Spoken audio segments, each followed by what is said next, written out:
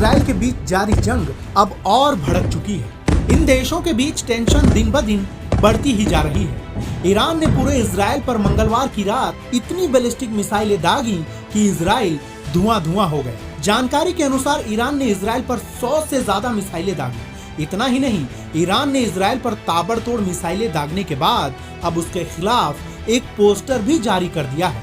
जिस तरह से इजराइल ने हिजबुल्लाह कमांडरों का एक पोस्टर जारी किया था, ठीक उसी तरह से अब ईरानी सरकार ने एक पोस्टर जारी किया है, जिसमें टॉप पर प्रधानमंत्री बेंजामिन नेतन्याहू का नाम है। इसमें लिखा है कि पूरी सरकार जिंदा या मुर्दा।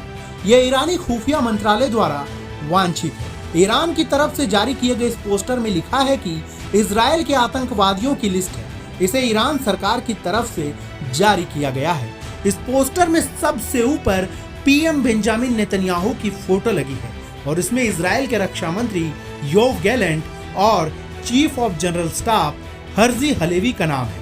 पोस्टर में मौजूद लोगों के बारे में जानिए। ईरान की तरफ से जारी किए गए पोस्टर में नीचे इजराइल एयरफोर्स के कमांडर, नेवी के कमांडर, ग्राउंड फोर्स के commander, deputy chief of general staff, head of military intelligence, head of northern command, head of central command और हेड ऑफ साउदर्न कमांड का नाम और फोटो दिखाया गया है।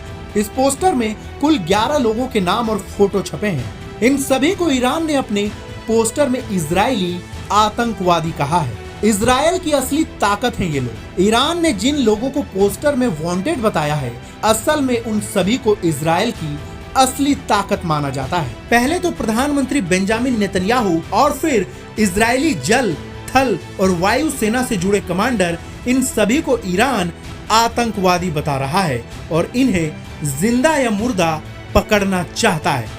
इजराइल पर फिर होगा हमला। बता दें कि मंगलवार रात को ईरान ने इजराइल पर 100 से ज्यादा मिसाइलों से हमला किया, जिसके बाद इजराइल ने उसे समय आने पर जवाब देने की चेतावनी दी। लेकिन फिर भी ईरान के हौसले पस्त होते नजर नहीं आ रहे हैं। उसने धमकी देते हुए कहा कि अगर इजराइल जवाब देता है तो फिर से वो दूसरा हमला करेगा। पश्चिम एशिया में बढ़ी जंग की तपिश। लेबनान, इजराइल और ईरान में हो रहे ताबड़तोड़ हमलों से अब ये साफ नजर आ रहा है कि इन देशों में सीधी जंग शुरू हो गई है। इसकी वजह से दुनिया में, खासकर पश्चिम एशिया में जंग की तपिश बढ़ गई है। क्या लेबनान, ईरान और क्या इजराइल सभी एक दूसरे को खत्म करने पर तुले हुए हैं? क्या कहते हैं जानकार। वहीं इस मामले पर विदेश मामलों के जानकार रविंद्र सचदेव ने जंग में शामिल इन देशों और भारत के रुख पर क्या कहा, वो भी सुनिए। देखिए, ईरान के एम्बेसडर जो कह रहे हैं वो बात समझ आती है।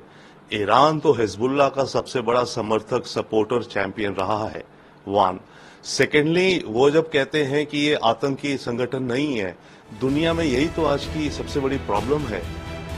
आपका आतंकी मेरे लिए फ्रीडम फाइटर है और जो आपका फ्रीडम फाइटर जिसे आप कहते हैं वो मेरे लिए आतंकी है।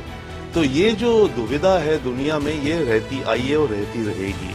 अब ईरान के हिसाब से तो नसरुल्लाह और हिजबुल्लाह जो हैं ये फ्रीडम फाइटर्स हैं, आतंकी नहीं है।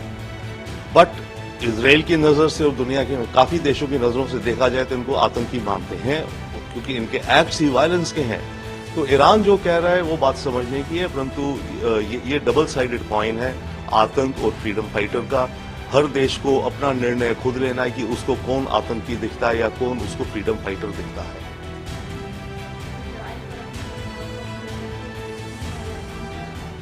उनके आक्रमण को रोकने के लिए शांति बनाए रखेंगे, मतलब इंडिया से भी और सभी देशों से उन्होंने जिस तरीके की अपील की है। देखिए, डेफिनेटली ये उनका अपील करना भारत से कि जो मिडिल ईस्ट में कॉन्फ्लिक्ट हो रहा है इसको रुकवाया जाए, जायज है, बनती है, क्योंकि आज की तारीख में इंडिया एक भारी भरकम डिप्लोमेटिक प्लेयर भी हो गया जिसकी आवाज सुनी जाती है। और हम बात करते हैं कॉमन सेंस की, मिडिल पाथ की। तो जब ईरान भारत से अपील करता है तो हमारी फॉरेन मिनिस्ट्री इस अपील को देखेगी। वैसे भी मोदी जी इस पर काम भी कर रहे हैं। अभी कल या परसों ही उन्होंने बेंजामिन नेतन्याहू से भी फोन पे बात करी है। तो ईरान और भारत के जो रिश्ते हैं वो अलग चल रहे हैं इस समय। जैसे आप देखिए, चाबार पोर्ट जो है ईरान का, जो कि भारत अब ऑपरेट करने जा रहा है, आज ही उसकी हैंडिंग ओवर हुई है।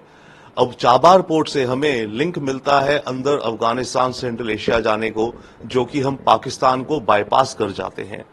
इसके अलावा आज ही भारत की 3 नेवी शिप्स बंदर अब्बास पोर्ट में हैं ईरानियन नेवी के साथ जॉइंट एक्सरसाइजेस करने के लिए। तो भारत और ईरान के रिश्ते एक तरह से स्ट्रेटेजिक भी हैं, बहुत पुराने भी हैं, परंतु आज की तारीख में चुनौतियां भी